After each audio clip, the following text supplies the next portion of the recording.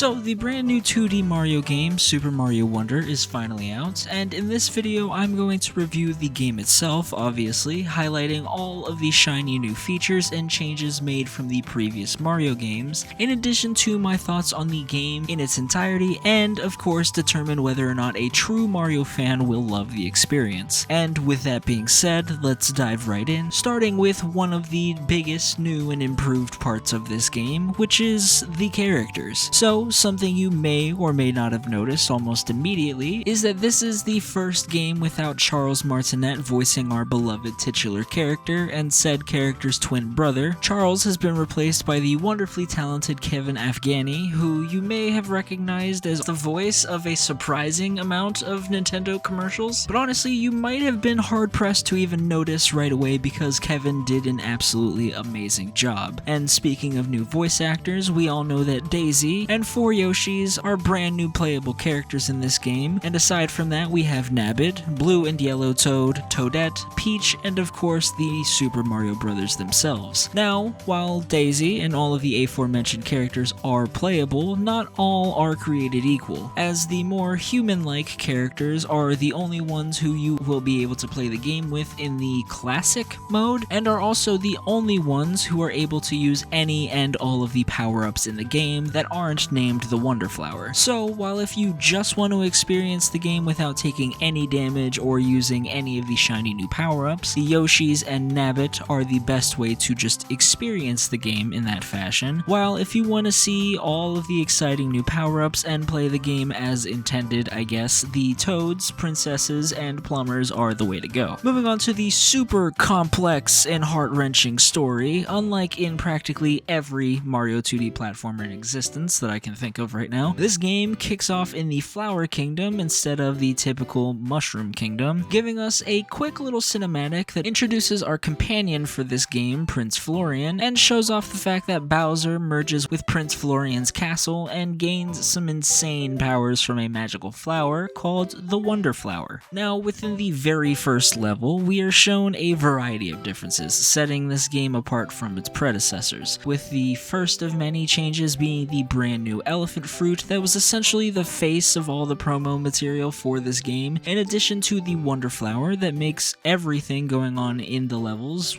wonderful, I guess, because they essentially change all of it into essentially an insane acid trip. I mean, seriously, so many different things can occur in any and every level in the entire game. A few examples of what could happen, just in case you haven't played or seen any trailers, are the warp pipes taking on a life of their own, singing piranha plants, or any enemy for that matter, and sometimes even your own character transforming into something entirely different. And all of these insane effects are what is known as a wonder effect. So outside of super interesting aesthetic changes of how every single character utilizes the warp pipes from climbing into and out of the pipes, the final thing introduced in this first level is the Wonder Seed, which essentially works like star medals or green stars in previous games, as the Wonder Seed can be used to unlock new levels or even occasionally unlock new badges, which is another brand new mechanic that allows you to use new abilities when you have these badges equipped, and they come in 3 separate varieties, though you can only have one attached at a time. So with the first type of badges, the action badges equipped, you are given an additional action your character can do. For example, you can use a parachute cap to float, high jump just to get that little bit of extra height, or you can even channel your inner Spider-Man. Alternatively, you can equip boost badges for a passive ability like earning coins from defeating enemies. Your character can even become a coin magnet, or you can change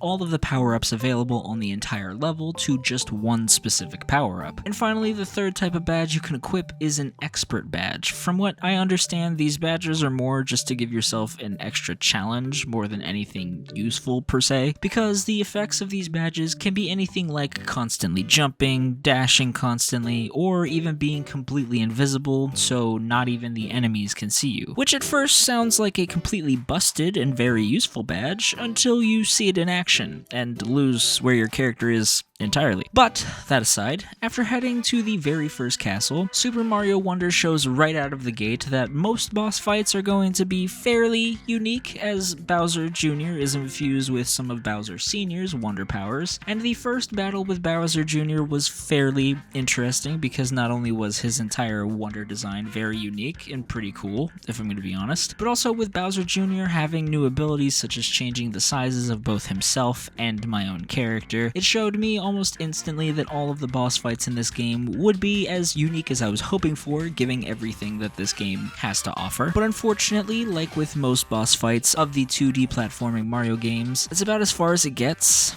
I will admit, I like all the boss fights, but all of them were fairly underwhelming for me. And I've seen a lot of people online say that they were glad that the Koopalings didn't return for this game, but honestly, I think that the Koopalings could have added a bit more intrigue as far as the boss fights could go, but maybe that is just me. Whether you disagree with me or not though, I still think that Kamek being entirely underutilized throughout the entire game was such a huge mistake as far as boss fight potential goes. I think as great as the implementation of wonder effects into Bowser Jr.'s boss fights are, there's just a lot left to be desired about this aspect. But backpedaling just a bit, after defeating Bowser Jr., we get a Royal Seed, which we are gifted at the very end of every section of the game. Eventually though, Prince Florian and co. reach the Petal Isles, where the giant living Bowser Castle calls home while he charges up his quote-unquote epic wonder powers. And one thing I do want to point out that I find pretty interesting is every section, or world as they call it, of this game has not only its own aesthetics per usual, but also the Poplins, or the individuals which are essentially the toads of the Flower Kingdom, and the Wonder Seeds themselves have aesthetic changes depending on where you are in the game. And even though that's such an insignificant feature, I really like the small touch of detail. Which also leads me to the fact that on each section of the map, you essentially start from square one with the Wonder Seed collection that you get, which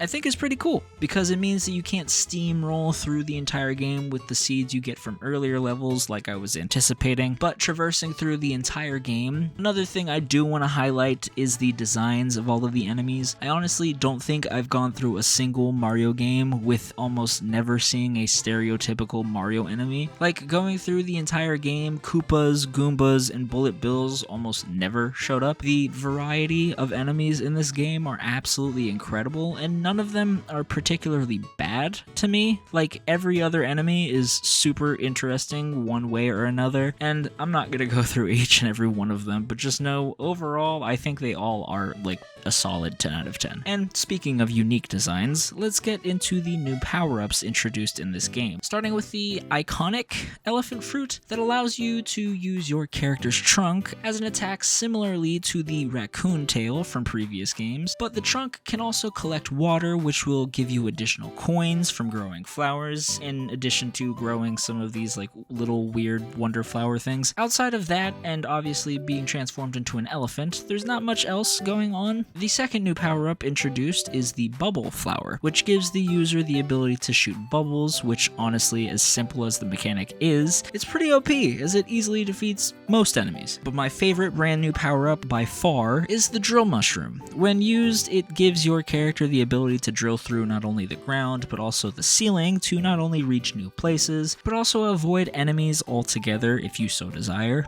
And the best part of it, outside of being able to defeat almost everything in the game with the drill, if an enemy drops down on you while you have it equipped, they get defeated instead of your character taking damage because they land on the drill's pointy. You get the gist. The entire concept of the Drill Mushroom, though, is just a lot of fun. Now, after using all of the power-ups and completing all of the levels to collect all of the Royal Seeds, we are finally able to literally storm the castle and eventually battle Bowser Sr. himself. And I gotta say, just like I said earlier, the boss fights are easily where this game falls flat. I really tried to be optimistic about it, but the fight against Bowser was just extremely basic, not very difficult whatsoever, and to be frank with you, I struggled more on the 4 levels beforehand than with the boss fight itself. And after defeating Bowser, the game wraps up with all becoming right in the Flower Kingdom, and they all lived happily ever after.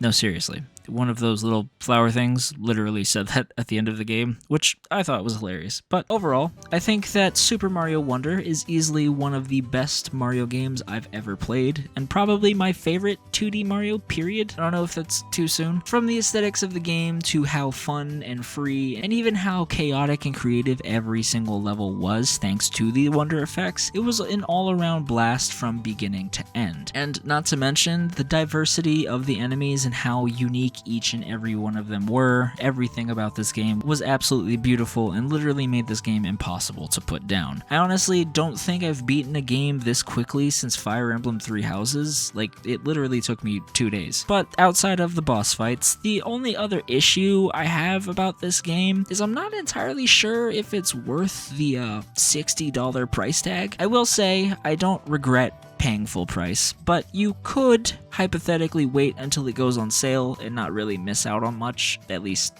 that's what I think. But with all of that being said, what did you think about Super Mario Wonder? What is your favorite part about the game, and even your least favorite? Let me know what you think in the comments down below. Thank you so much for watching, and hopefully I'll catch you in the next video.